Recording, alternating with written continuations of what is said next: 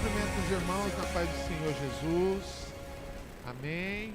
Vamos fazer uma oração, darmos início ao nosso estudo nessa noite. Glória a Deus. Aleluia, Jesus. Senhor, nós queremos te louvar nessa noite pela tua presença, pela tua autoridade, pela tua graça, pelo teu Espírito, porque tu, Senhor, está no controle de todas as coisas. Dá-nos o discernimento da tua palavra, dá-nos a autoridade no teu ensino, dá-nos a visão, Senhor, para entendermos a tua voz. Assim nós te agradecemos no nome de Jesus. Amém, amém. Glória a Deus. Nós vamos começar com um texto que está em 1 Coríntios, capítulo 14, verso 29.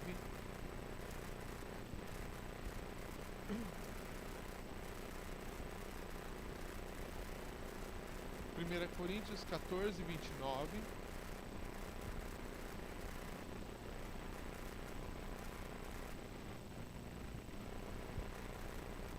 Começa aqui.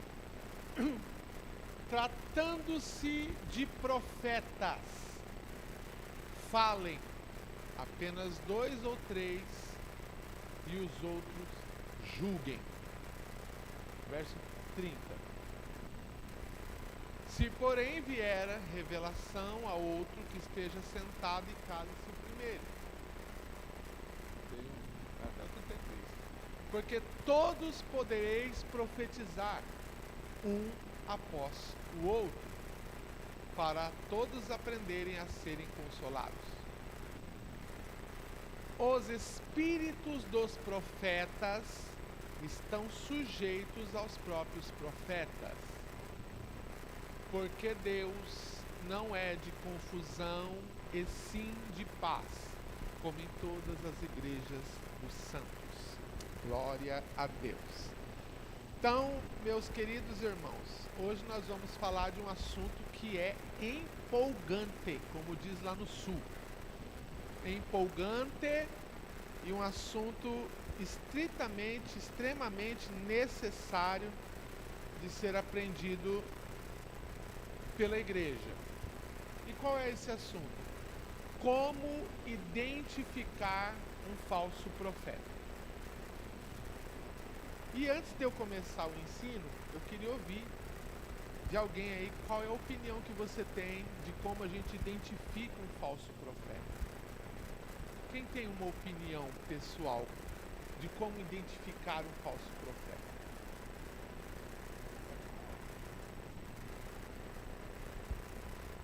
Como a gente identifica um falso profeta?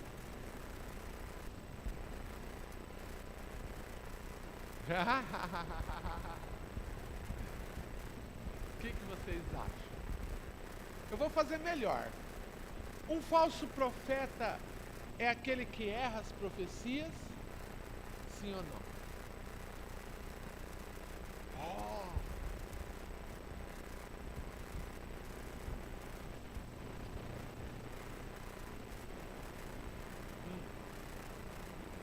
Sim.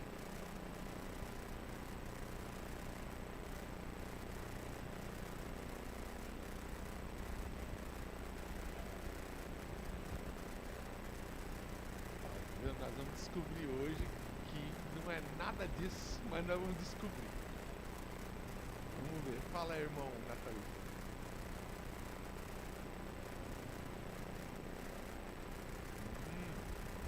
Muito bem. Vamos lá. Um falso profeta, ele pode acertar todas as profecias. Olha só que coisa interessante, o que caracteriza um falso profeta não é a sua boca, é a intenção do seu coração. Qual é o maior exemplo que nós temos na Bíblia de falso profeta? Com exceção da pastora, que ela já tem um spoiler lá de casa.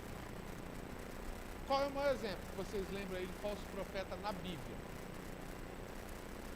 Na Bíblia. Não, falso profeta. O profeta que era falso. Está na Bíblia. Tem o nome dele lá. É conhecidíssimo, gente. A gente usa a palavra dele, mas quase sempre. Deus não é homem para que minta, nem filho do homem para que se arrependa. Quem disse isso foi ele. Vocês não sabem quem que disse isso? Então tá bom. Balaão. Balaão é o maior exemplo de falso profeta da Bíblia. Agora olha que coisa que vocês vão ficar chocados. Balaão não errou nenhuma profecia. Nenhuma. Ele acertou todas. Detalhe, Balaão era um homem extremamente sensível ao mundo espiritual. Balaão viu o anjo do Senhor. Balaão falou com animais. Balaão viu Cristo. Ele viu Cristo. Coloca para mim aí, acho que é Números 24 e 17. Eu esqueci meu esboço hoje. Vou ver se eu consigo buscar na memória. Números 24 e 17. Coloca aí. Vai do 15 primeiro. Começa lá no 15. Isso aqui é palavras de Balaão. Olha o que ele diz, ó. Então proferiu sua palavra e disse: palavra de Balaão, filho de Beor, palavra do homem de olhos abertos, palavra daquele que ouve os ditos de Deus e sabe a ciência do Altíssimo. Esse é Balaão. Vai. Daquele que tem a visão do Todo-Poderoso e prostra-se, porém, de olhos abertos. Olha o que ele diz: vê-lo-ei, mas não agora. Contemplá-lo-ei, mas não de perto. Uma estrela procederá de Jacó, e de Israel subirá o cetro que ferirá as têmporas de Moabe e destruirá todos os filhos de Sete. Sabe quem é esse? Jesus. Balaão está falando de Jesus. Ele tem uma visão do Messias. Ele está dizendo, olha, ele está vindo. Ele está vindo aí, uma estrela de Jacó. Está vindo e vai destruir os nossos inimigos. E isso é Balaão. Balaão não erra nenhuma profecia, ele acerta todas. Então veja, nós temos a tendência, a característica, inclusive eu também, fui descobrindo estudando isso, de achar o falso profeta, que é aquele, como a irmã Doraci disse, que age com meninice. Que age com meninice, e fala demais, e erra e tal. Então veja, qualquer um de nós aqui pode errar uma profecia, sim ou não? E nos tornamos falsos profetas por errarmos? Viu como não funcionou?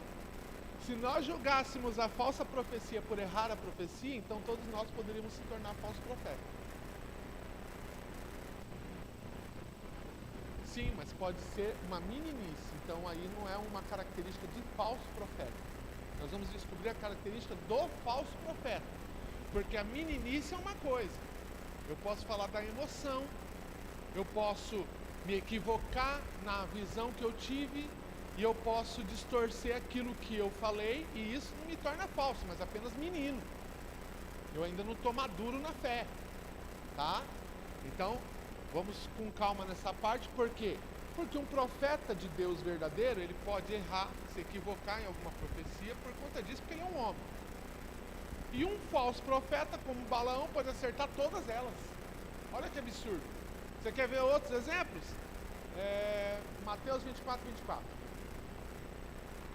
Olha aqui. Surgirão falsos cristos e falsos profetas, operando grandes sinais e prodígios para enganar, se possível, os próprios eleitos. Então veja, os falsos profetas, eles têm a característica, inclusive, de operar maravilhas, de operar sinais.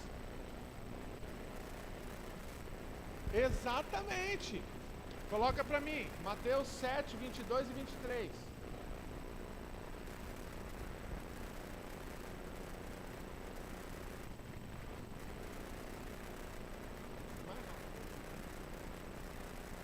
Mateus 7, verso 22.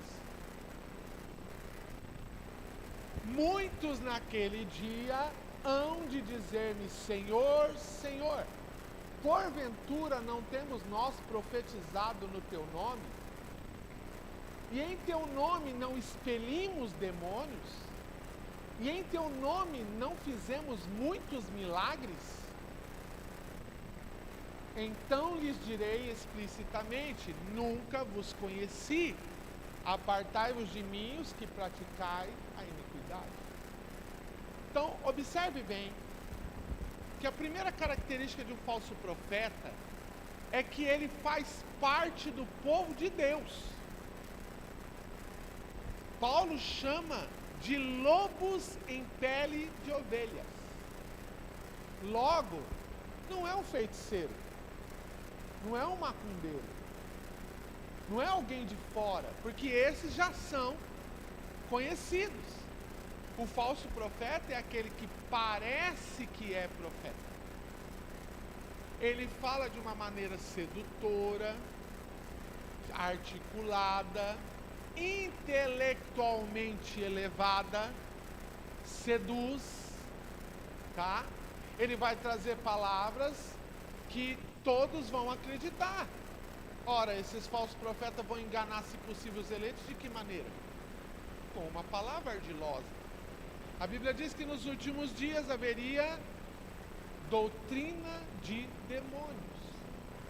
Doutrina de demônios, é lógico que não vai ser uma doutrina de uma igreja satânica, mas seriam doutrinas que seriam dentro da igreja, distribuídas dentro da igreja, por pessoas que têm a aparência de mestre, mas negam a piedade, como diz Paulo.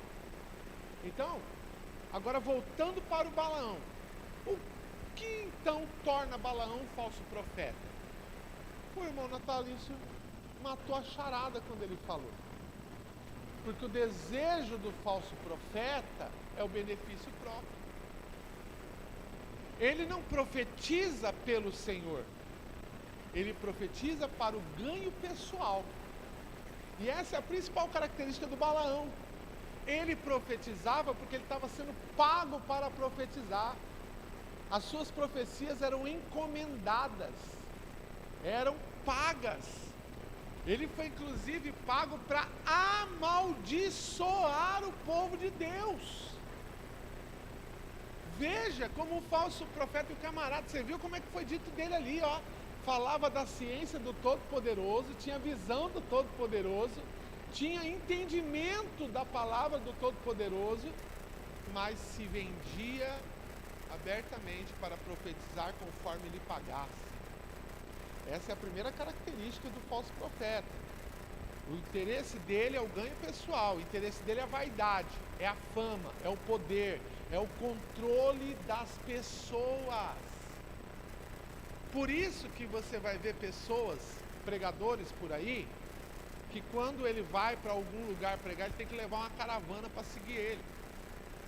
Porque ele precisa ter esse tipo de idolatria, esse tipo de pessoas que alimentem o seu ego.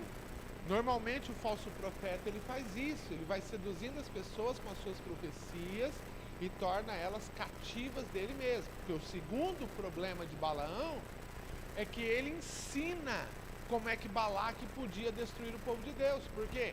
Porque ele tenta amaldiçoar o povo e não consegue. Ele é pago para amaldiçoar. Quando ele libera a palavra para amaldiçoar, a palavra muda. E aí ele não consegue amaldiçoar, ele só consegue abençoar. Por quê? Porque a Bíblia diz que aquilo que Deus abençoou, ninguém pode amaldiçoar. Glória a Deus, aleluia. Por isso que às vezes a gente ora aqui, repreendendo palavra de maldição, repreendendo oração contrária, repreendendo. Nós combatemos em oração, a batalha da oração, mas de fato, ninguém pode amaldiçoar aquilo que Deus abençoou. A sua vida é guardada por Deus. A sua vida é abençoada por Deus. E por mais que alguém lance maldição sobre a tua vida, ela não pode pegar. Isso tem que ficar claro. Não pode. Porque Deus não pode se contradizer. O próprio Balaão que vai dizer. Deus não é homem para que minta, e nem filho do homem para que se arrependa. Como é que Deus vem e fala, eu vou abençoar o natalício? Aí vem o inimigo do natalício, vai lá e libera uma maldição sobre ele, vai pegar a maldição? Não pode. Como é que Deus vai se contradizer nisso? Como é que Deus, de alguma maneira, vai dizer, eu abençoo a Camila, mas aí quem não gosta dela tem mais poder para amaldiçoar? Está errado. Mas pastor, como é que isso pega? Porque nós damos mais crédito à maldição do que à bênção de Deus. Porque aí se eu dou crédito, é lógico, eu sou um espaço aberto para poder receber essas palavras. A pessoa vem e fala para você alguma coisa, você é fraco, e aquilo te abala. Aí eu pergunto para você, qual é a opinião que você tem sobre você mesmo? O que é que você pensa de você? Você pensa que você é fraco? Você pensa que você não pode? Porque se você acreditar nessa pessoa, você se torna fraco, mesmo não sendo. Porque você deu mais valor à opinião dela do que a sua mesma em relação a você. Então o falso profeta, ele age assim, manipulando as emoções. Então o segundo problema de Balaão é que como ele não podia amaldiçoar o povo de Deus, ele vai ensinar Balaque. Ele diz, eu não posso amaldiçoar, mas tem um jeito. Tem um jeito para vencer. Primeiro vocês têm que levar mulheres ao acampamento dos israelitas para seduzirem os soldados, porque segundo a lei, eles não podem se misturar. Então se eles se misturarem, o próprio Deus vai puni-los. Essas mulheres levarão eles à idolatria e o próprio Deus então vai puni-los. E sabe o que é interessante? É que acontece exatamente como Balaão falou. Balaque leva as mulheres para perverter o coração dos homens, esses homens caem na idolatria e Deus disciplina o seu povo. Olha só, parece injusto? Parece. Mas vamos pegar aqui o exemplo, por exemplo, da Fernanda. Fernanda, que é doutrinada aí pela irmã Doraci, pela irmã Kélia, tem um ensino dentro de casa, né? Tem um ensino dentro de casa. E nesse ensino, ela já sabe o que é certo e o que é errado dentro desse ensino, correto? Agora veja, alguém vem, irmã Doraci, e seduz a Fernanda para fazer coisas erradas. A senhora disciplinaria a Fernanda?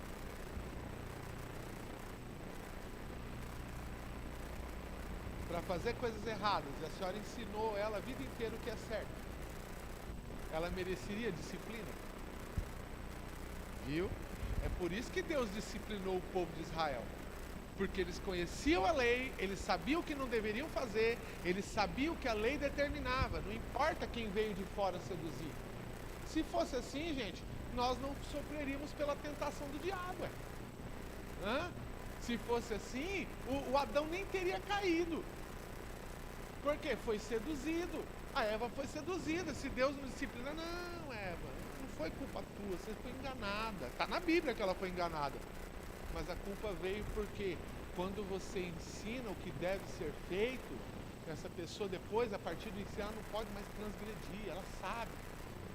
Então Israel paga um preço por conta disso. Agora, lá no Novo Testamento, numa das igrejas da Ásia, o Senhor Jesus ele fala exatamente a uma igreja, não me lembro qual igreja agora, mas ele fala exatamente com uma igreja que aceitava a doutrina de Balaão. E qual era a doutrina de Balaão? A doutrina do ganho pessoal, da carnalidade e da idolatria. Da imoralidade, da idolatria. Vocês não têm noção de quantas pessoas aqui na igreja que eu recebi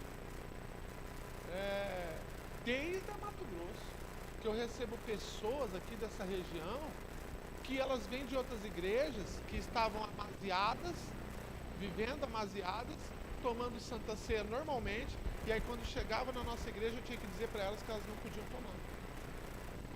E eu ficava como pastor radical, como pastor que é muito durão. Por quê? Porque várias outras não tinham nenhum problema com essa liberação. E isso está muito relacionado a essa questão do ganho pessoal, porque o que vale hoje é encher. O que vale hoje é ter. O que vale hoje é lotar, sem se preocupar com aquilo que a Bíblia diz, tá?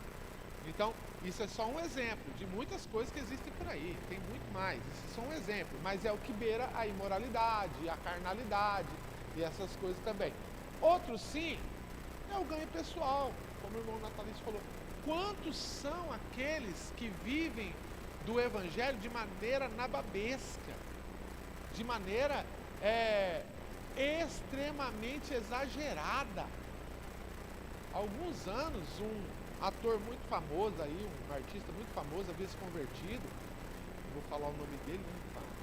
Claro, mas ele ligou para o nosso pastor lá em Campo Grande, que queria dar um testemunho na igreja da sua conversão.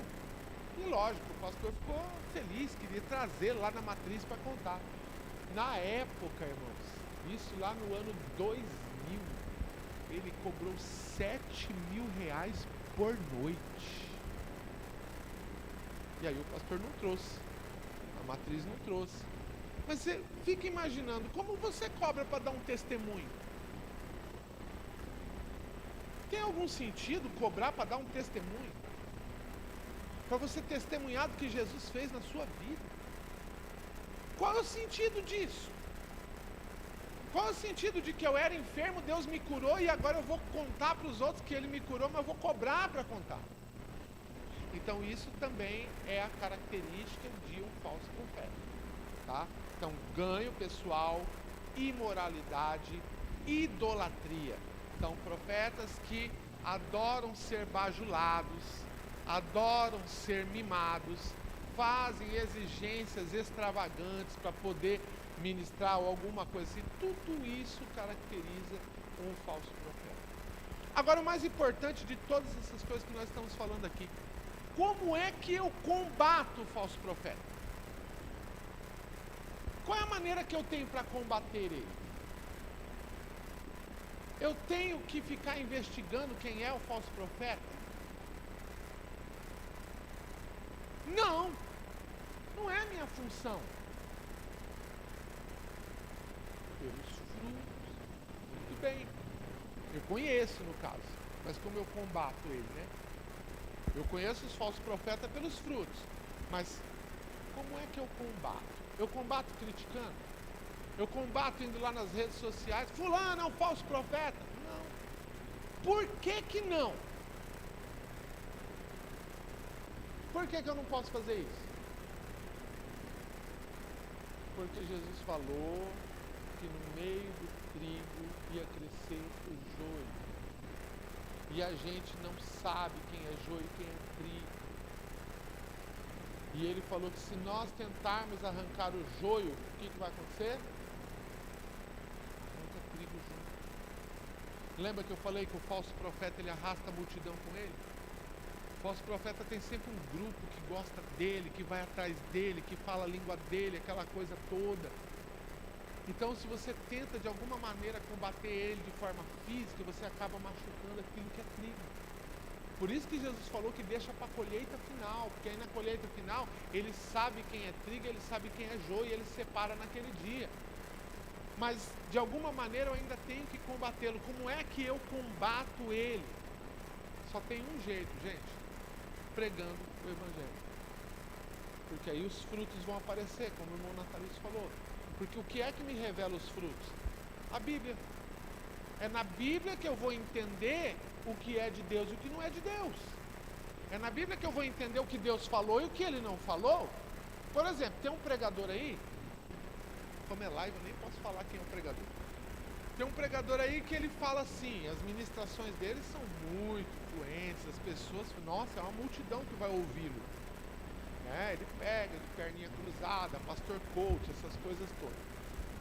E é assim, todo mundo gosta de ouvir porque ele tem uma voz mansa, muito tranquila. Até eu já ouvi, falei, nossa, esse cara fala bem. Até o dia que eu ouvi ele falar uma heresia, eu não ouvi mais.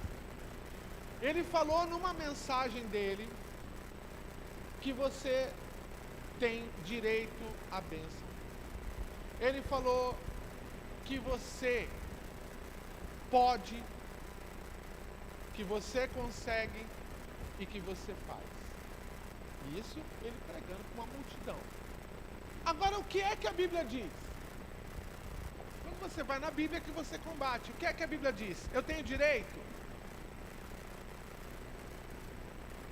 Que direito que eu tenho? Eu sou filho? Eu sou co-herdeiro. Eu sou filho adotivo. Eu herdo as coisas por meio de Cristo, eu não herdo direito. Então eu não tenho direito. Pessoalmente, não. Por isso que tudo que a gente recebe não recebe por merecimento.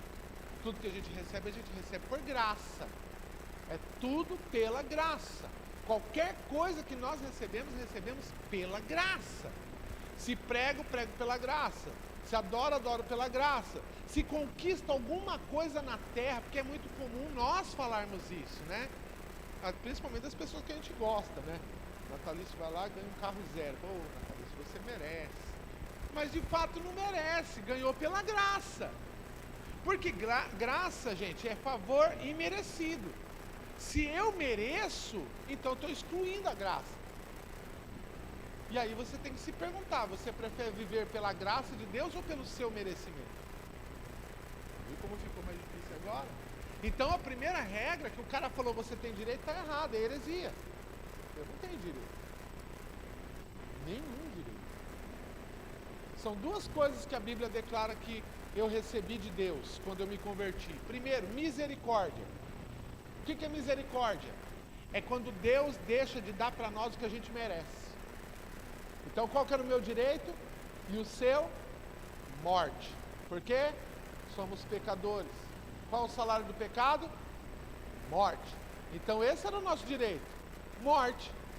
Se tem algum direito na vida, seria a morte. O profeta Jeremias, ele fala, de que se queixa o homem?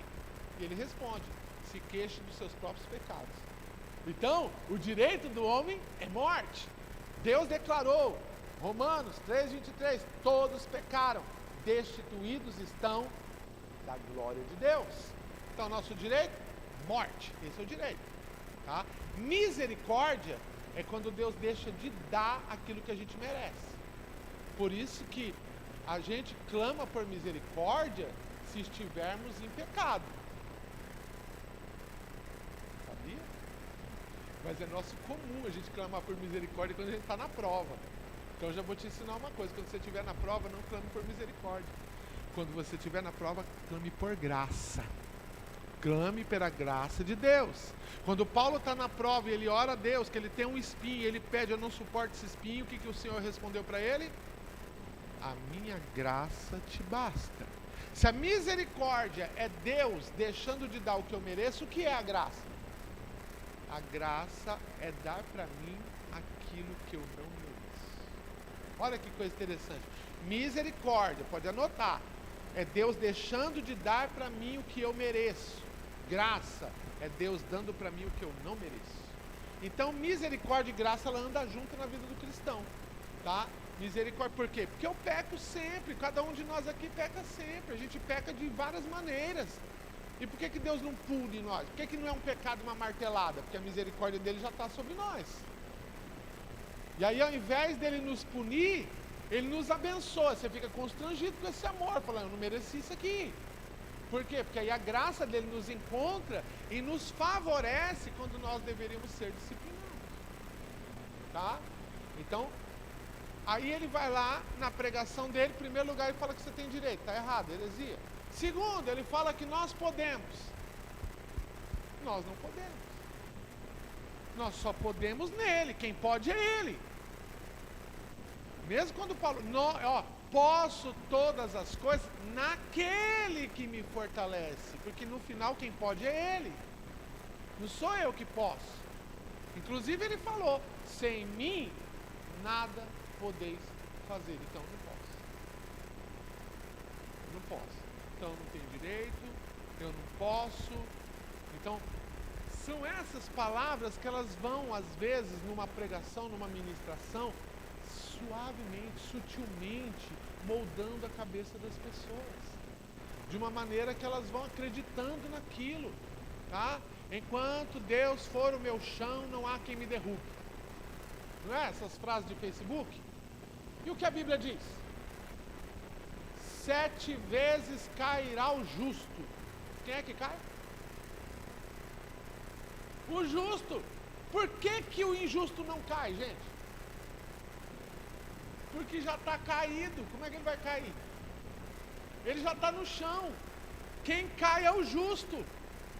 Quem peca é o justo. O injusto não peca, ele está no pecado. Entendeu? Então quem comete erro é quem está andando no caminho certo. Porque quem não está no caminho certo não pode cometer erro, ele já está no erro. Então veja o que a Bíblia diz. A Bíblia declara muitas coisas. Então são nessas mensagens que você vai desmascarando o falso profeta das suas intenções, o que é que ele quer, como ele seduz, como ele leva essas coisas. Então eu só combato o falso profeta a partir do meu entendimento da Bíblia. Por isso que eu tenho que ler a Bíblia. Porque se eu não ler a Bíblia, eu não vou ter entendimento. Quando eu nem namorava a Cristiane ainda. Eu não namorava a Cristiane, eu tinha muito desejo de namorar a Cristiane, e a Cristiane não queria saber de me namorar. Mas tinha um irmão lá, que esse irmão, ele queria casar com a pastora. Era um antagonista, ele queria casar com a pastora, ele deu um rádio para ela poder ensaiar com as crianças, ele convidou ela para um jantar, e um monte de coisa lá. E ele era profeta. E como ele era profeta, ele tinha vários amigos profetas. E um dia uma profeta chegou nela para profetizar, para dizer para ela exatamente assim, ó, Deus disse que o seu já está preparado, a casa está preparada, está mobiliada, já tem tudo lá para você, mas o Senhor falou que você precisa desfazer de algumas amizades. Que era eu que andava do lado dela direto. A profecia do balão encomendado. Você precisa romper com algumas amizades, que essas amizades estão te atrasando. E sabe o que me irritou mais, irmão? É que ela foi buscar, mas eu não sabia de nada, né? Ela disse que ela foi pedir confirmação na Bíblia. Quer dizer, ela estava dando crédito ao profeta e foi lá confirmando na Bíblia. E aí quando ela abriu a Bíblia, estava inclusive com ela, quando ela abriu a Bíblia estava escrito, ai dos que falam falsamente no meu nome, diz o Senhor. Aleluia! Mas depois a gente descobriu que era uma profeta encomendada por esse irmão que queria que facilitasse o caminho para ele. Mas se não fosse assim, naquela época a gente não conhecia a Bíblia, então era mais difícil. Mas conhecendo Bíblia, como você identificaria essa falsa profecia? Na parte que ela diz que você tem que desfazer de amizades. Que Deus é esse que cria inimizade? Que Deus é esse que vem criar discórdia com você? Para te dar uma bênção. Que Deus é esse? Não é o Deus da Bíblia. O Deus da Bíblia, inclusive, manda orar pelos inimigos. Inclusive, eu não posso nem ter raiva do falso profeta. Eu não posso ter raiva dele, eu não posso sentir nada de mal por ele. Por quê? Porque ser um falso profeta não é um pecado de morte, não é um pecado que não tem perdão. Ou é? Não é. Então o falso profeta pode se converter, sim ou não? Claro que pode. Ele pode se converter. E se ele pode se converter, eu posso cair. E olha que ironia do destino. Eu fico com raiva do falso profeta, alguns anos depois ele se converte e eu tropeço. Observou? Por isso que nós não podemos tentar arrancar o joio, porque eu não sei se eu me mantenho na presença de Deus, eu me torno joio amanhã, e ele que é joio hoje se converte e vira trigo amanhã. Por isso que ele falou que é no final que ele vai fazer a separação. Então, até mesmo o falso profeta, eu não posso ter raiva dele. O meu trabalho é orar por ele, amá-lo, porque é uma alma, mas eu posso combatê-lo. E como eu combato? Quando eu conheço a verdade de Deus.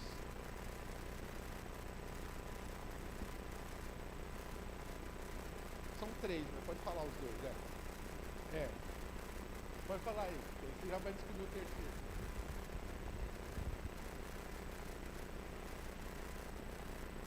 Sim, esse é o apóstolo. Sim. O terceiro é aquele que não perdoa. Porque se eu não perdoar, eu não tenho perdão. Então aquele que... Olha que coisa forte isso aí, irmãos. Isso é forte, hein? Porque passa muito oculto. Observe que o irmão nem lembrava, mas é porque passa oculto. Tem muita gente que ele fica lá alimentando a mágoa, ele não consegue perdoar, essa pessoa não tem perdão. O pecado dele não tem perdão.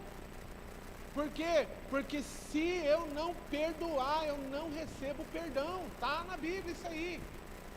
Olha como a gente faz a oração do Pai Nosso. Perdoa as nossas dívidas, assim como perdoamos os nossos devedores.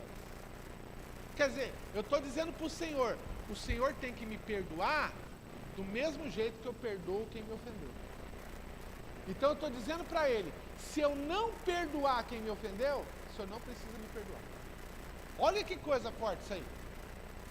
E aí tem mais, lá em Hebreus ele diz o seguinte: em ninguém haja raiz de amargura que o separe do Deus vivo. Então a amargura ela faz isso, ela separa você de Deus, separa você do Deus vivo. Então pessoas que não perdoam, elas não recebem perdão. E não importa quem seja. Não importa quem seja, porque qual a maior ofensa que foi feita na terra? A crucificação de Cristo. E o que ele fez? Ele perdoou. Se alguém tinha direito de não perdoar a ele. Se alguém tinha direito de dizer, eu não perdoo ninguém aqui, e os anjos estavam ali implorando para ele, só uma ordem. Ele não apostatou, porque apostatar é negar a fé. É o que ele falou, ele caiu, ele apostatou, ele descobriu. Quer ver? Coloca para nós aí, Joe, Hebreus capítulo 6 e verso 4.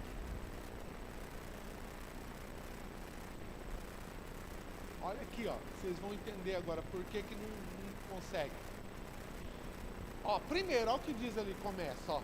É impossível. Quando a Bíblia fala impossível, está dizendo, é impossível, pois, que aqueles que foram iluminados e provaram o dom celestial e se tornaram participantes do Espírito Santo. Quem são essas pessoas? Quem se converteu. Quem se converteu, se encheu do Espírito, entrou no manto aqui, rodopiou, caiu no manto. Não era demônio. Ele provou o Espírito Santo. Aí o que aconteceu?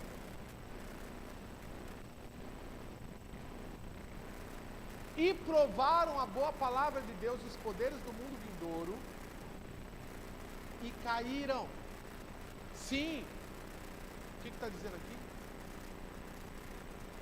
É impossível outra vez renová-lo para arrependimento, visto que de novo estão crucificando para si mesmo o Filho de Deus e o expondo à ignomínia, que é vergonha. O que a pessoa, vou explicar isso aqui, traduzir isso aqui. Ela experimentou Deus, ela experimentou o que Deus faz, ela ouviu a palavra, ela experimentou tudo, e ela falou, eu prefiro não. Alguns meses atrás, eu fiquei muito chocado, porque em todos esses anos de ministério eu nunca tinha visto isso. Nunca, na minha vida inteira eu nunca tinha visto. Olha que eu já vi pecador sublime, mas esse tipo eu não tinha visto ainda, irmão Natalício. A pessoa falava pra mim assim, eu sei que é errado, mas eu vou fazer, eu já me decidi que eu vou viver assim. Eu sei que vai ter julgamento, eu sei que vai ter preço, eu sei que vai ter... Eu vou fazer isso.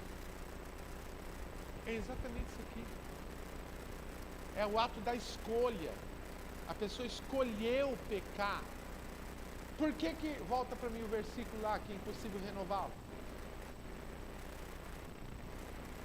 Cair é impossível renová-lo.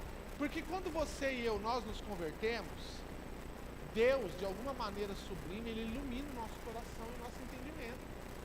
Todos nós aqui que não éramos crentes, que viviam no mundo perdidão, houve uma ação do Espírito Santo para nos iluminar o nosso entendimento, abrir os nossos olhos, a gente ouviu o chamado, foi irresistível. Quando você chegou na frente para aceitar Jesus, Ele já tinha te iluminado na tua casa. Houve um trabalhar de Deus tremendo.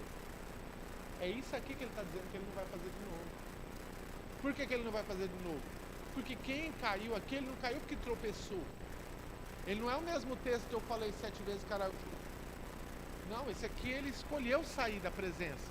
Ele apostatou. Sabe o que significa a palavra apostasia? A palavra apostasia significa divórcio. Ele rompeu. Ele quebrou a aliança. Ele não quer mais saber da aliança. Ele divorciou. Então, Deus não vai manifestar nele algo extraordinário para trazê-lo de volta. Entendeu como que a gente às vezes gasta energia? E eu já até parei com isso, porque eu ensino isso e fico me contradizendo. A gente gasta energia mandando mensagem para quem não quer voltar para a igreja. Por que o faraó não podia se converter? Porque ele rejeitou Deus. Essa dureza de coração, para você entender, quando a Bíblia diz que Deus endureceu o coração de Faraó, significa que Deus não agiu de forma misericordiosa para fazê-lo acreditar que Deus estava ali. Porque a gente só crê em Deus porque houve uma manifestação de Deus em nós. Houve um milagre, alguma coisa. Deus chamou a nossa atenção. Salvo quem nasceram desse evangelho, com exceção dos que nasceram porque tem a mãe, o pai, que é o intermediário ali para a revelação. O Jonathan também. Mas tirando os que vieram do mundo, para nós houve uma ação muito sobrenatural. Para a gente entender que Deus era verdadeiro, você todo mundo também, né? Ou nasceu na igreja? Então, não foi assim? Não houve uma ação de Deus para você poder entender, compreender? Se Ele não fizesse assim, quem de nós viria para a igreja? Ninguém. Então houve. Agora houve isso com o faraó? Houve. Moisés chegou diante de Faraó e falou: o Senhor Deus me enviou aqui para você libertar o povo dele e a gente fazer uma festa no deserto. Sabe qual foi a resposta de Faraó? Nem conheço Deus e nem liberto o povo. A partir daquele momento, a Bíblia diz, Deus endureceu o coração de Faraó. O que Deus deixou de fazer? Deixou de quebrantar o seu coração. Porque se Deus não quebrantar o coração, ninguém volta. Ninguém volta. Irmão, se o amor de Deus, ele quiser alcançar alguém, Deus põe a pessoa na cadeira de roda, deixa ela quase morrendo e ela volta. Mas se Deus largar a mão, ele ganha o mundo inteiro e perde a alma. Ele prospera, ele fala: não, eu estou muito melhor depois que eu sair da igreja. Agora que eu estou vivendo, agora que eu estou prosperando. E aí o que acontece? Não consegue voltar. Quer ver? Outro texto, coloca para mim primeiro, Romanos capítulo 1, verso 18. A ira de Deus se revela do céu contra toda impiedade e perversão dos homens que detêm a verdade pela injustiça. Vai avançando. Porquanto o que de Deus se pode conhecer é manifesto entre eles, porque Deus lhe manifestou. Porque os atributos invisíveis de Deus, e assim o seu eterno poder, como também sua própria divindade, claramente se reconhecem.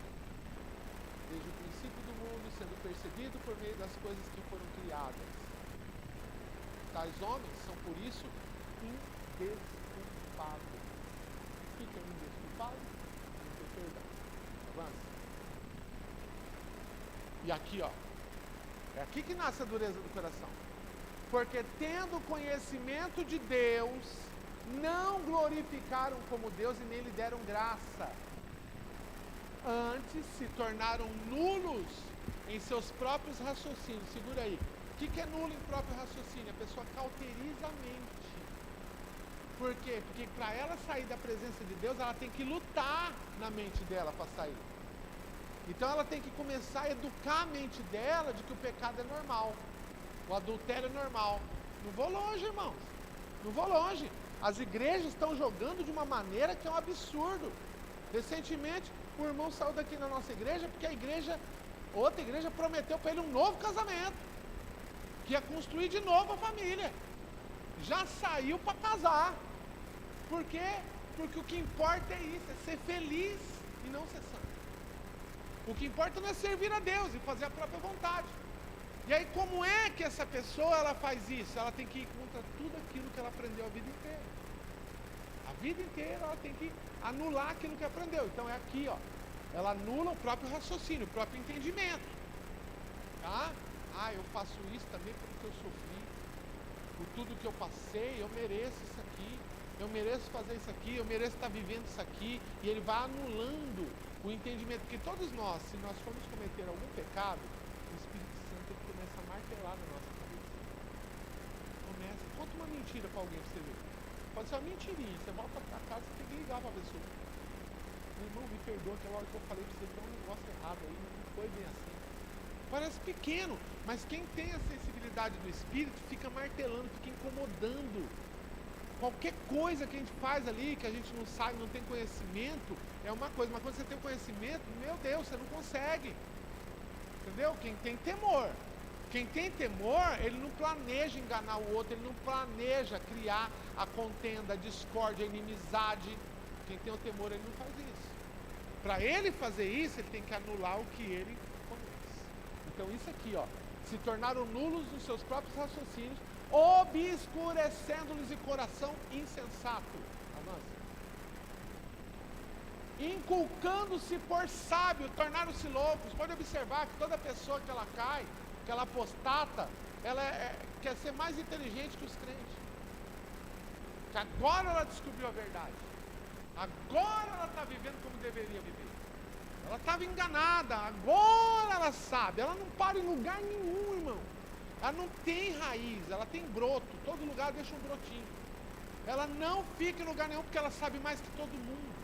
Ela sabe mais que pastor, ela sabe mais que líder, ela sabe mais que ministério, ela sabe de tudo. E aí o que acontece? Por querer ser sábio demais, se torna louco. Avança. Mudaram a glória de Deus incorruptível e semelhança de imagem de homem corruptível. Aqui entra na idolatria, como de aves, quadrúpedes, répteis. E aqui, por isso Deus os entregou tais homens à imundícia, pela concupiscência do seu próprio coração, para desonrar o seu corpo entre si. Pelo qual mudaram a verdade de Deus em mentira, adorando e servindo a criatura em lugar do Criador, que é bendito eternamente. Amém. Por causa disso, Deus os entregou às paixões infames, porque até as mulheres mudaram o modo natural, suas relações íntimas por outro contrário à natureza. Semelhantemente, homens também deixaram o contato natural, se inflamaram mutuamente sua sensualidade, cometendo torpeza, homem com homem, recebendo em si mesmo a merecida punição do seu erro. E por haverem desprezado o conhecimento de Deus, é aqui que é o perigo. Desprezar o conhecimento, desprezar a verdade, desprezar o que está escrito, desprezar o que Deus falou. Olha o que ele faz. O próprio Deus os entregou a uma disposição mental reprovável para praticarem coisas inconvenientes, cheio de toda injustiça, malícia, avareza e maldade, possuído de inveja, homicídio, contenda, dolo, malignidade, sendo difamadores, caluniadores. Essa é característica de falso profeta também, porque ele tem que caluniar para se fazer prevalecer. Aborrecido de Deus, insolente, soberbo, presunçoso, inventor de males, desobediente aos pais, insensato, pérfido, sem afeição natural e sem misericórdia. Conhecendo eles a sentença de Deus, que são passíveis de morte os que tais coisas praticam, não somente fazem, mas também aprovam os que assim procedem. Então não é só o cara que comete o erro, ele tem uma galera que apoia o que ele está errado também. Apoia o que ele está fazendo. Mas o principal aqui é o texto que diz que Deus entrega ao homem a sua própria paixão. aos seus próprios desejos. Vou dar um exemplo para você entender melhor. Quando você vê uma notícia, por exemplo, de alguém que estuprou uma criança e matou, qual é o sentimento que vem em você se você pudesse pegar essa pessoa?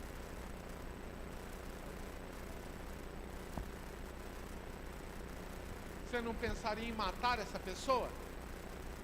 Não é? Todos nós aqui. O que nos impede? Deus não nos entregou as nossas próprias emoções. Não nos entregou os nossos próprios desejos. Deus não nos deixou tornar-nos animais. Ele nos controla. A gente tem o desejo, tem a vontade, tem a justificativa na mente, mas a ação de Deus nos impede de desonrar. Nos impede de levar adiante o desejo natural. Sabe? A mesma coisa acontece com o adultério. A mesma coisa acontece com a imoralidade. A mesma coisa acontece em qualquer camada do desejo. O que nos impede? A ação de Deus.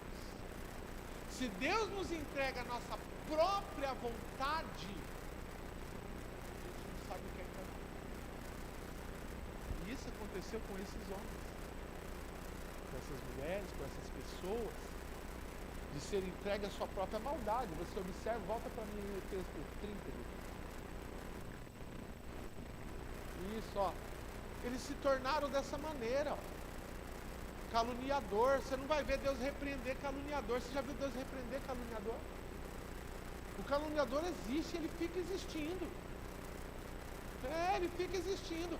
A Bíblia diz que a calúnia dói os ossos, de tão dolorida que é. Sabe por quê? Porque o caluniador não precisa de prova. O caluniador, ele só joga. E quem acreditar, acreditou. E Deus não repreende o caluniador. Por quê? Porque Deus só repreende aquele que Ele ama. Você nunca parou para pensar por que Deus não repreende o caluniador? Porque Ele só repreende. Uma coisa sou eu falar algo equivocado, e aí não é a calúnia. Eu me equivoquei no que eu falei. Falar mal de alguém, eu falo equivocadamente, e eu não tenho todas as informações, é um erro, mas não é o erro do caluniador. Porque o caluniador, ele sabe o que é a verdade, mas ele fala mentira. Você quer ver o que é o difamador? Vou ensinar para você o que é o difamador. Alguém sabe o que significa a palavra difamador?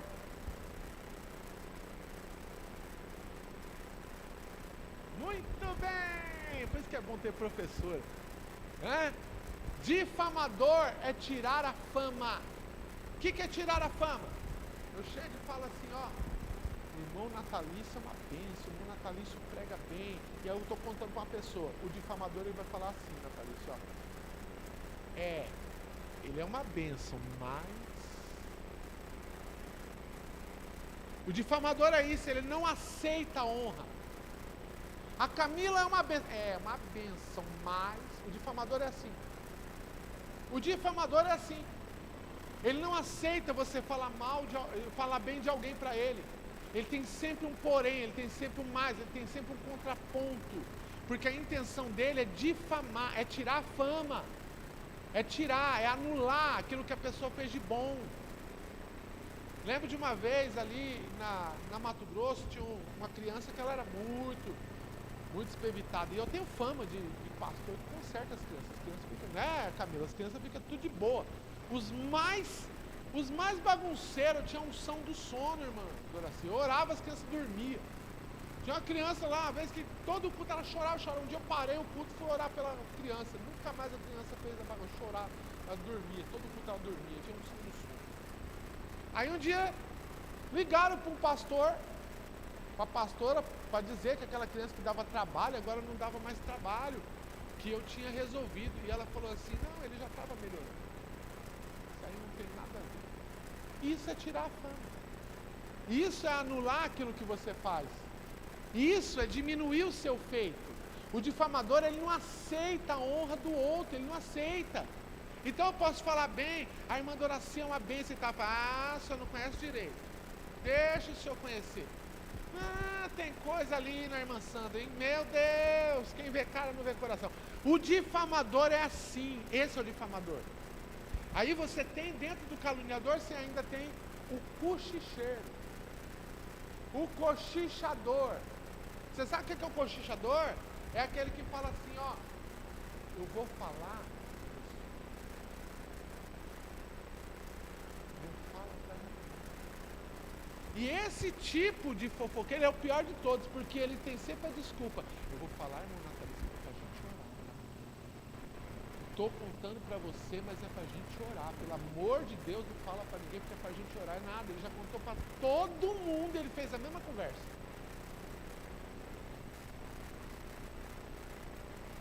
Tem muito, mas aqui tem demais. Aqui eu estou falando só do caluniador, que tem todas essas vertentes aí. Entendeu? Que fala ao pé do ouvido.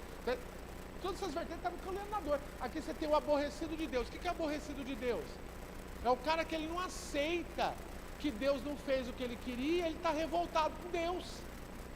E parece que isso não é verdade, mas gente, o que tem de gente revoltada com Deus dentro da igreja, congregando. Pior do que congregando, ele vem adorar aqui na frente. Ele vem adorar aqui na frente. E por dentro dele ele está revoltado com Deus. Mas por que ele vem adorar, pastor? Porque é barganha. Ele aprendeu o Deus da barganha. Se eu orar de madrugada, Deus faz. Se eu fizer jejum, Deus faz. Se eu fizer um voto, Deus faz. Deus não é assim. Senão a gente mandava em Deus. Não mandava. Peraí, eu vou domesticar Deus. Eu vou para a madrugada, vai ver se ele não faz. Não! Deus não é assim. Mas essas pessoas, elas acreditam assim. E elas não têm um relacionamento. Elas têm revolta. Porque quando Deus não faz, aí elas resolvem se revoltar com Deus. E tem profeta que se revolta com Deus? Vixe, é o que tem. Meu Deus, porque quanto mais perto de Deus, mais a pessoa acha que ela tem direito nas coisas de Deus. Tem duas qualidades de profeta que eu vou falar para vocês. Eu falei domingo e hoje eu vou falar novamente. Duas qualidades de profeta. E essa é bom que fique gravado, que eu vou denunciar aqui. Está na live, eu vou denunciar. Duas qualidades de profeta. O profeta, ele recebe uma visão de Deus. Mas como a gente já falou aqui, é o comportamento dele que vai denunciar se ele é um falso profeta ou ele é um profeta de Deus. O Balaão recebeu visão de Deus e o comportamento dele denunciou que era um falso profeta. Tá? O profeta, ele pode receber uma visão de Deus. Eu vou dar um exemplo aqui. Alguém tem uma visão e fala assim: eu vi a irmã Sandra caída. O vento veio na casa dela, abateu e ela ficou no chão. Coloca para mim Ezequiel 22:30. A posição de um verdadeiro profeta é essa aqui que Deus cobra. Ezequiel 22:30. Busquei entre eles um homem que tapasse o muro e se colocasse na brecha perante mim, a favor dessa terra, para que eu não a destruísse, mas a ninguém achei. Observa que havia uma profecia para destruir a terra. E o que é que Deus procurou? Um intercessor. Então, o profeta, ele pode ter uma visão de calamidade. Ele pode ter uma visão do vento, ele pode ter uma visão da tribulação que a igreja ou qualquer pessoa vai passar. Mas a posição dele é se colocar como intercessor. É ele entrar na posição de intercessor e dizer: eu vou lutar pela vida do Natalício. Eu vou lutar pela vida da Fernanda. Eu não aceito, o inimigo não vai prevalecer. Eu vou lutar, eu vou pelejar. Essa é a primeira qualidade de profeta. Porque uma coisa que precisa ser entendida aqui, irmão, que não é porque Deus deu uma visão que essa visão vai acontecer. É isso que tem que ser entendido. A visão de Deus, que ele mostra para o profeta, não é uma visão que ela está determinada a acontecer. Como é que eu provo? O faraó teve um sonho. E José revelou o sonho. Qual é o sonho, José? Faraó, o senhor teve um sonho com 7 vacas gordas. E depois o Senhor viu 7 vacas magras. E as vacas magras engoliram as gordas. E isso significa, Faraó, que o tempo da prosperidade que o Senhor vai ter não vai se comparar com o tempo da miséria. Porque as vacas magras vão engolir as gordas.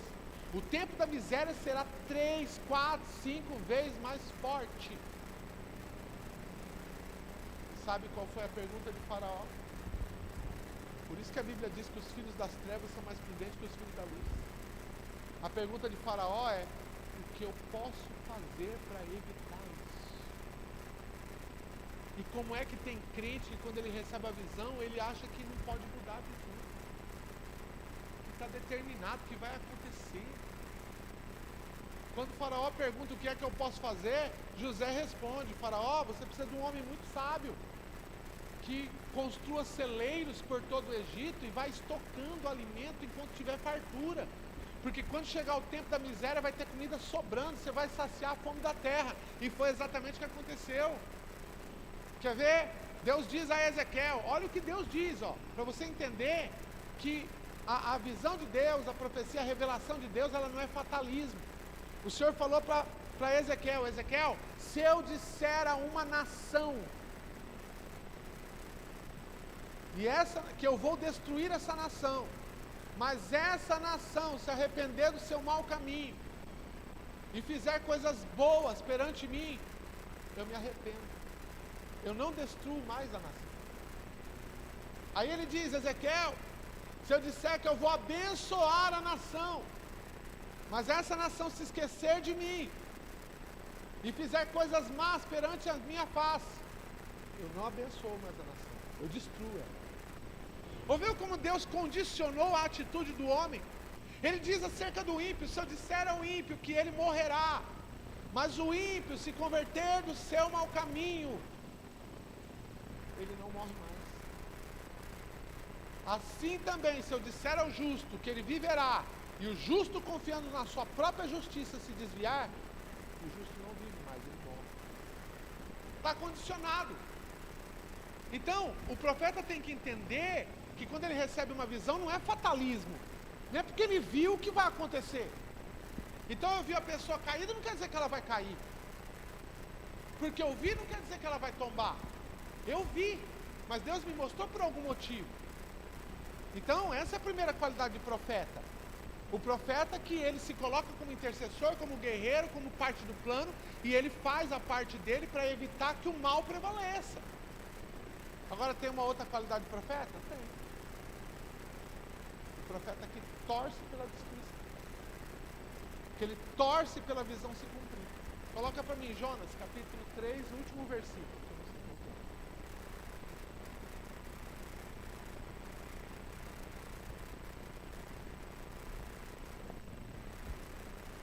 Esse é o último? Viu Deus, volta o 9 para mim então. Quem sabe se voltará a Deus e se arrependerá e se apartará do furor da sua ira, de sorte que não pereçamos. Verso 10. Viu Deus o que fizeram, como se converteram do seu mau caminho. Agora o 4. E Deus se arrependeu do mal que tinha dito que lhes faria e não fez. Capítulo 4, verso 1. E aí você tem o segundo profeta. Com isso desgostou-se Jonas extremamente, ficou irado.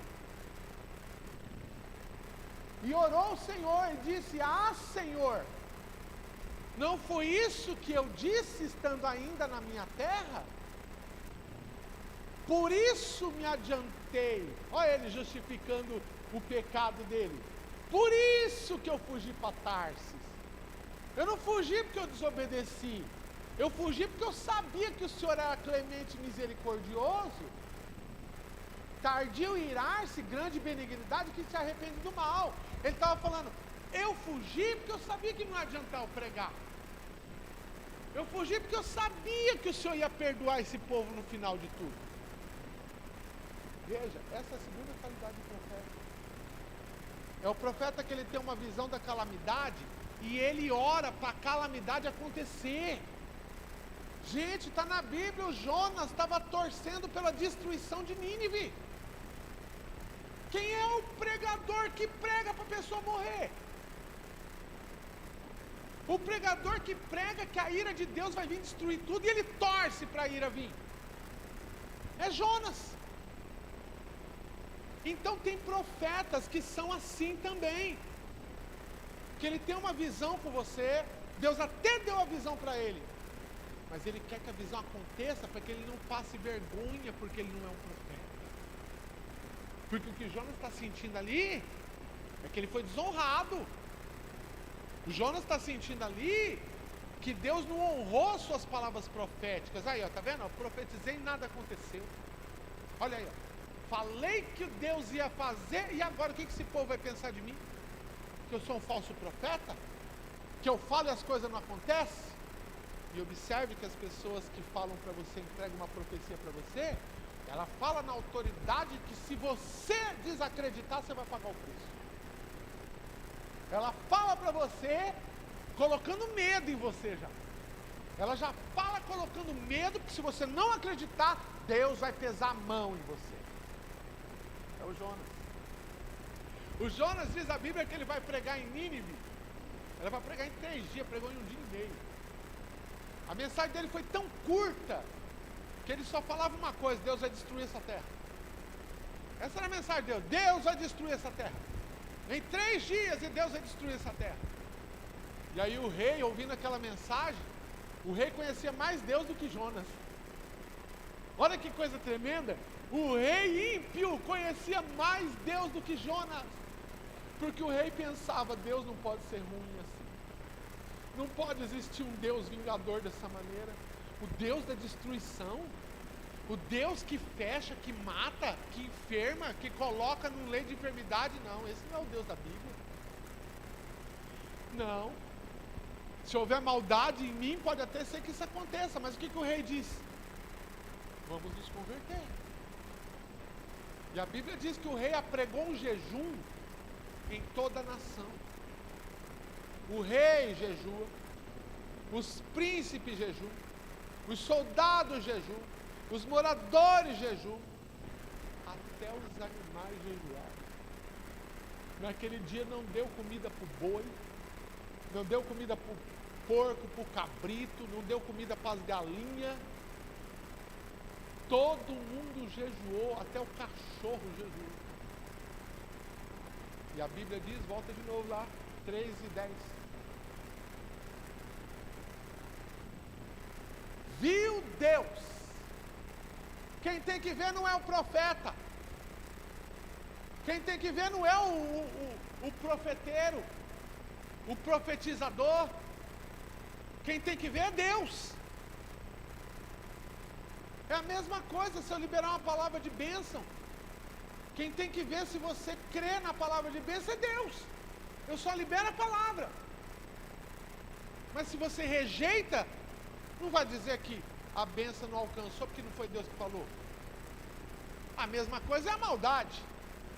Deus está dizendo, ó, um vento virá sobre a tua casa. Então eu caio de joelho, me arrependo. Não vem mais vento, não, mudei de ideia. Foi Ele que estabeleceu. Foi Ele que disse, se converter do seu mau caminho eu não mato mais, não destruo mais, não morre mais, ele vive. E ele diz a Ezequiel, tenho eu prazer na morte do ímpio? Não desejo eu que o ímpio se converta e eu o cure?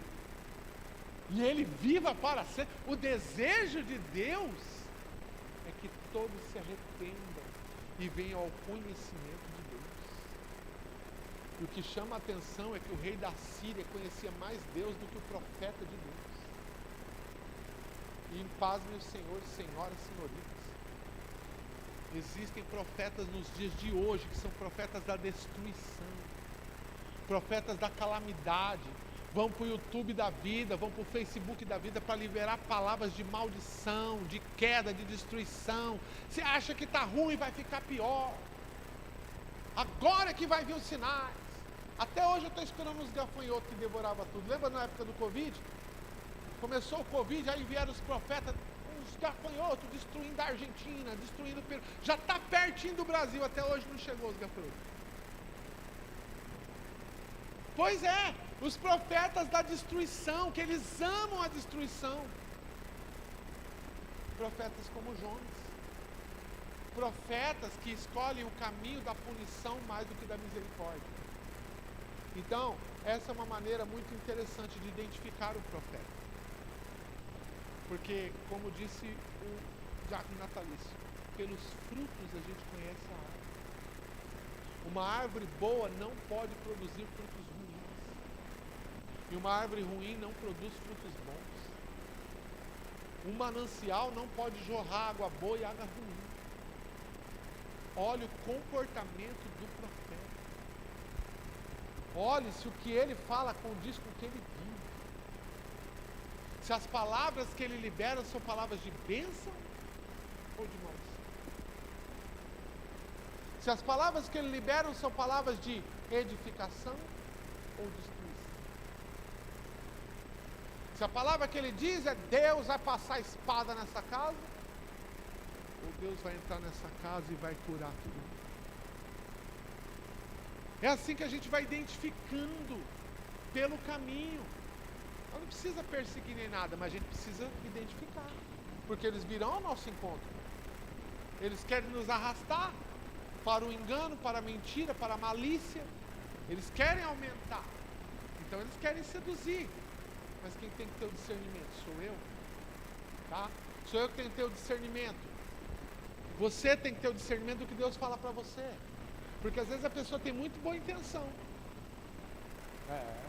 Já viu aquela frase de boa intenção o inferno está cheio? A boa intenção, ela disfarça, na verdade, a malignidade. Vou dar um exemplo. Pedro. Jesus está acabando de reunir com os discípulos e dizendo, importa que o Filho do Homem seja entregue na mão dos pecadores, seja crucificado, morra e ressuscite ao terceiro dia. Então Pedro vai até Jesus e fala, Senhor, tem compaixão de ti. Isso nunca vai acontecer com o Senhor. E a Bíblia diz que ele repreende Jesus. Começou Pedro a repreendê-lo, isso nunca vai acontecer, o Senhor nunca vai morrer. Olha o que ele está dizendo, gente. Ele não entendeu o Evangelho ainda, 3 anos e meio. Ele não entendeu a necessidade do Salvador. E ele está dizendo, o Senhor nunca vai morrer. E a intenção dele é boa? É lógico que é boa, ele não quer perder um amigo. Na cabeça dele ele está falando algo que é bom. Mas quem tem que ter o discernimento? Quem está ouvindo a mensagem. Jesus está recebendo a mensagem. Quem tem que ter o discernimento é Jesus. Jesus olha para Pedro e diz, para trás de mim, Satanás. Não compreende as coisas de Deus, só conhece as coisas dos homens. O teu desejo é egoísta, Jesus estava dizendo. Você não quer me perder, mas você não está vendo o todo. Você só conhece as necessidades humanas. Não compreende os planos de Deus. Então quem tem que ter o discernimento sou eu, é você. Então você pode receber uma profecia, eu posso receber uma profecia, mas volta para mim, 1 Coríntios 14, 29. Qual é o meu direito diante da profecia? Qual a autoridade que Deus deu para mim diante da profecia?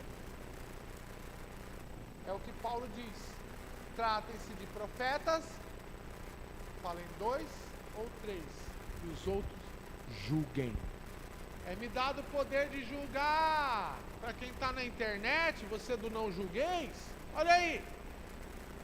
Foi-me dado o poder de julgar, está escrito. Eu posso julgar a profecia, se ela é de Deus ou não é. Vou procurar outro aqui. João escreveu, vou ver onde que está o texto. Ele fala, provai se os espíritos são de Deus. Quem faz a prova? Sou eu. Coloca para mim aí, 1 João 4, e o verso 1. Amados, não deis crédito a qualquer espírito.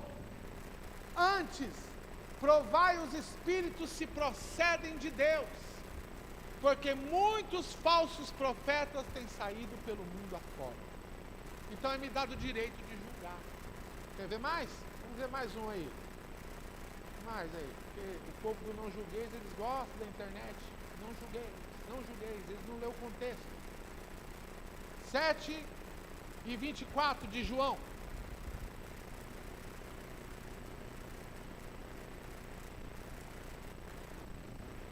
Não julgueis segundo a aparência, mas pela reta justiça. Eu não posso julgar com os meus olhos. Eu não posso julgar pela minha intuição, porque o meu julgamento é falho. A minha intuição é equivocada. Mas Ele me deu uma bússola para me julgar. A reta justiça. O norte é a Bíblia. A direção é a Bíblia. É ela que vai me dizer quem é de Deus e quem não é de Deus. Você fala para mim esses dias que tinha pessoas, eu não posso dizer quem vai para o inferno, mas a Bíblia pode dizer. Porque a Bíblia está dizendo. A Bíblia está dizendo uma lista de pessoas que não vão entrar. Vou achar de novo aqui, para a gente ler. E é a Bíblia que está dizendo. Claro, no final, porque a pessoa pode se converter até o fim. 1 Coríntios 6, verso 9 e 10.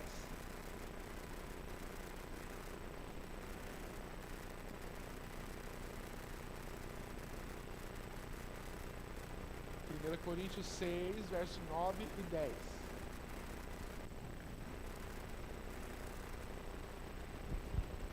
Não sabeis que os injustos não herdarão o reino de Deus? Não vos enganeis. Nem impuros, nem idólatras, nem adúlteros, nem efeminados, nem sodomitas, nem ladrões, nem avarento. Ó, avarento tem que parar aqui.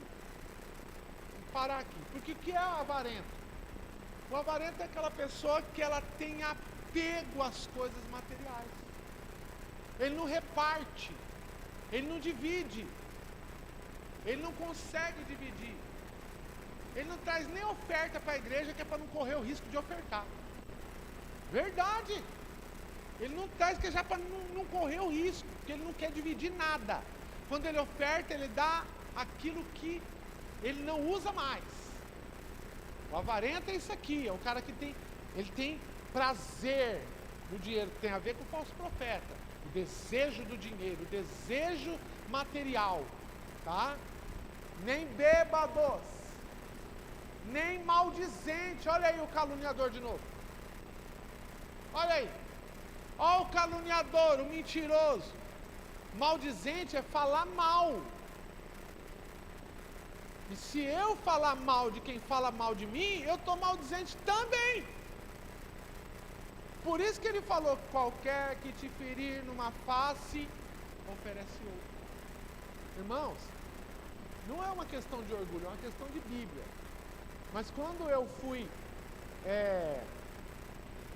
quando eu passei por um processo de perseguição, que culminou na minha saída, e eu fiquei, eu e minha família aqui em Jardim, sem saber para onde ir, eu não fui para o Facebook falar mal de ninguém.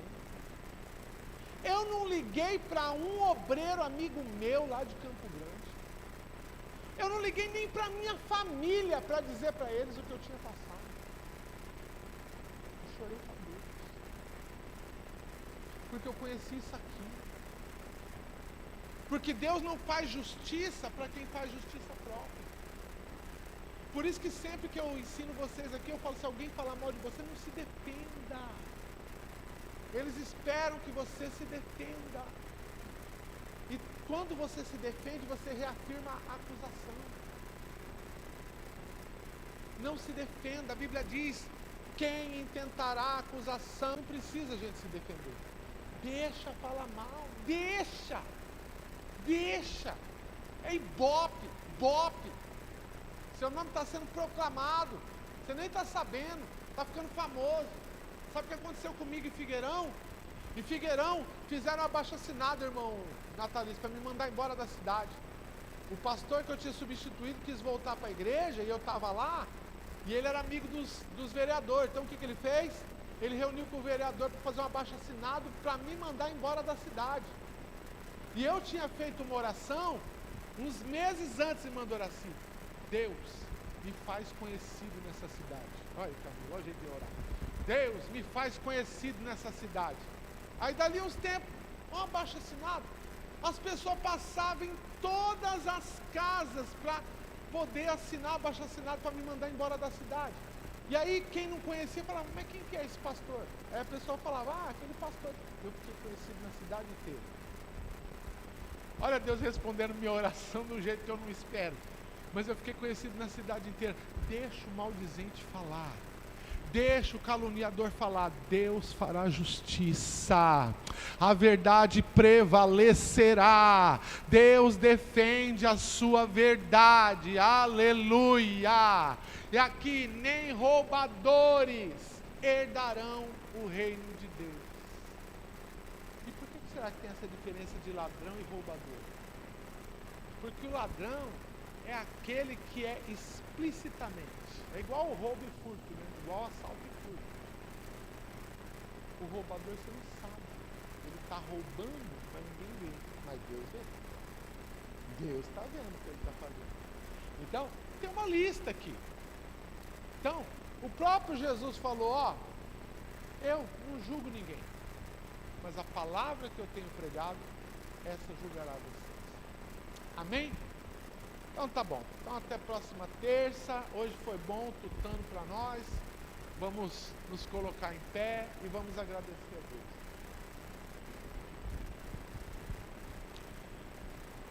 Senhor Deus, poderoso, santo, fiel, muito obrigado por essa palavra, por esse ensino. Muito obrigado, meu Deus,